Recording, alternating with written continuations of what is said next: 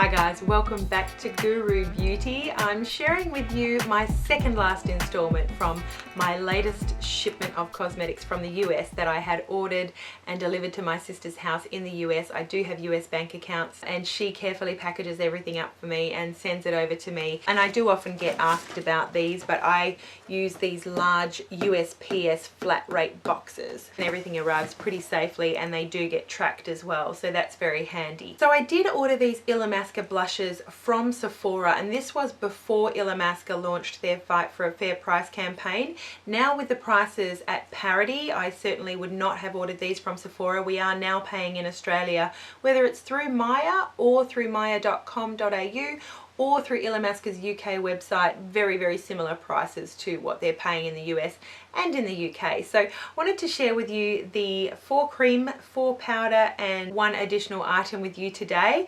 I will start with the powder blushes. We don't have access to an Illamasqua counter here in Western Australia, and I was in Melbourne back in June, so took the opportunity to go and check out Illamasqua's products face to face and loved what I saw. And they were actually having a sale at the time of about 40% off a large amount of their permanent offerings, but the Naked Stranger range was not discounted at the time. But I fell in love with their cream blush and their powder blush. The powder blush was called Naked Rose, and I did order this one from Sephora because it was significantly less than what the department store was asking at the time. There you go, that's what Naked Rose looks like in the packaging. It's a beautiful peachy pink.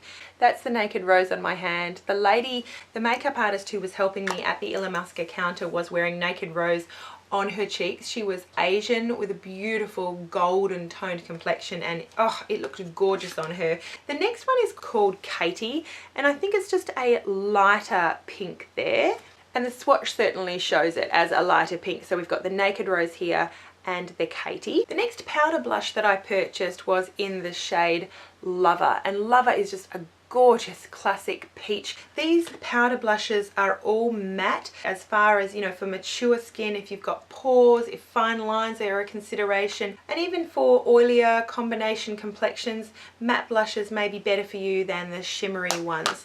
So that is what Lover looks like, just a really vibrant peach. And the 4th powder blush that I purchased is in the shade Hussy. How would you describe this? Is it a bubblegum pink? Is it a peachy pink?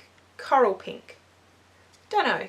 It's definitely a brighter, more vibrant pink. You can see it on the end. So we've got Hussy, Lover, Katie and Naked Rose. Really pretty blushes, all of them really quite different. They are definitely buttery, definitely blendable. Illamasqua blushes are very well reviewed. And then, as I said, I did also buy 4 cream blushes, and I do not have any Illamasqua cream blushes. They are very well reviewed on the internet and on YouTube. I'll just show you what shades I got. This one is in the shade Betray. I can see that these will sheer out quite nicely or build quite nicely. That's Betray there on the top row. They're definitely not opaque, but as I sort of tap it out, I think they would be, you know, really nice to blend and sheer out according to whatever coverage or shade you want. The next cream blush that I purchased was Dixie. Dixie, you can see, is just a little bit more of a peachy pink, and you can see that there on the swatch. That is Dixie compared with Hussy. Hussy's that more raspberry, Dixie is more of a peachy pink. The second last cream blush that I purchased is in the shade Rude, and from my research that I can tell online, at least as far as bloggers go, Rude is probably one of the most popular shades of cream blushes that Illamasqua does.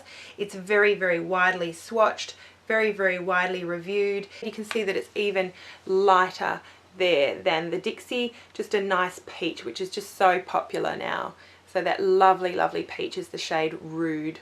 And you can see how the Rude would layer really nicely with one of these other shades down here as well. The last cream blush that I bought is also from the Naked Stranger range, like the Naked Rose powder blush.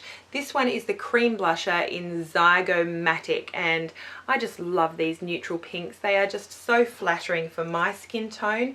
It doesn't look like, you know, you're really wearing a really vibrant blush. Perfect for work, perfect for a conservative setting, and definitely perfect to layer over. I really love this shade Zygomatic. This is what Zygomatic looks like here on the end. Very subtle, very effective though on the cheek, with a beautiful sort of tan. That would just look beautiful with it. Just a really subtle, nice glow to the cheeks.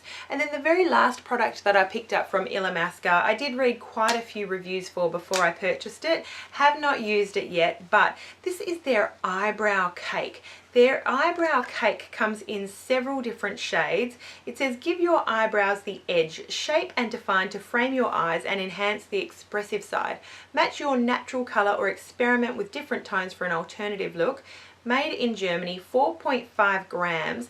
It is in a little compact with a mirror, and it is like a dry powder, and you can use this dry or wet. But I like the fact that it is a cool shade. It's not a warm shade. I'm not going to be walking around with, you know, warm chestnut eyebrows, which is something I really don't like. I definitely look for cool toned eyebrow shades, whether it's in a pencil or a powder. I've just seen very, very good reviews about this one, so hopefully Thunder is a good match for me. I think that it probably will be. I have fallen in love with Anastasia's brow powder and brow gel lately, so I wonder if this one will give it a run for its money or not. Looking forward to letting you know about it if I love it.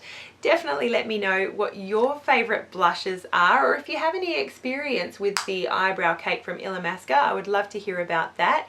Definitely let me know also what your favorite powder or cream blushes are from Illamasqua, or any other products for that matter from this brand. I'm so impressed with what I've tried so far, and really looking forward to checking out those two eyeshadow quads from their new generation Q range while I'm in Sydney next week.